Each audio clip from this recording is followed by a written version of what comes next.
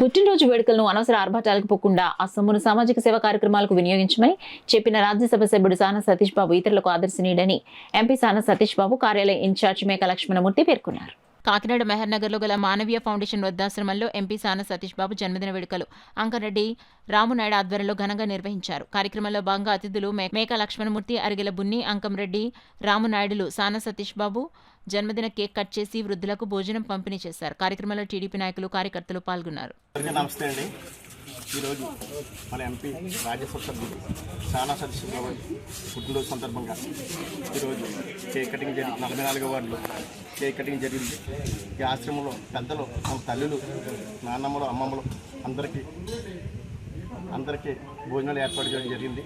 ఇలాంటి పుట్టినరోజులు ఎన్నో జరుపుకోవాలని, ఆ దేవదేవుని ఆశీస్సులు ఆయన కలిగించాలని ప్రజాసేవకి అంకితమై ఉండి ప్రజల కొరకు నిరంతరం పారుతూ ఉన్న సతీష్ బాబు గారికి నా ధన్యవాదాలు. చాలా సరికొత్త చరిత్ర లిఖించారు. ఆయన జన్మదినం ప్రేమకి సేవకి అంకితం కావాలని తెలియజేశారు. దానిలో భాగంగానే కాకినాడ పార్లమెంటు, తూర్పుగోదావరి జిల్లా, ఉమ్మడి తూర్పుగోదావరి జిల్లాలో వేల పెద్ద ఎత్తున సేవా కార్యక్రమాలు జరగడం జరిగింది. ఇది ఒక అద్భుతమని చెప్పి అనేక మంది రాజకీయ నాయకులు కూడా ఆశ్చర్యపడుతూ అభినందనలు తెలియజేశారు. దానిలో భాగంగా 44వ వార్డులో ఈవేళ మానవతా వృద్ధాశ్రమంలో ఈవేళ రామానాయుడు గారు వృద్ధులు, తల్లులందరికీ కూడా అన్నదానం ఏర్పాటు చేశారు. కేక్ కటింగ్ కూడా ఏర్పాటు చేశారు. వారందరి ఆశీస్సులు సానా సతీష్ బాబు గారికి ఇచ్చారు. వారందరికీ కూడా ఆఫీస్ తరఫున ధన్యవాదాలు తెలియజేశారు.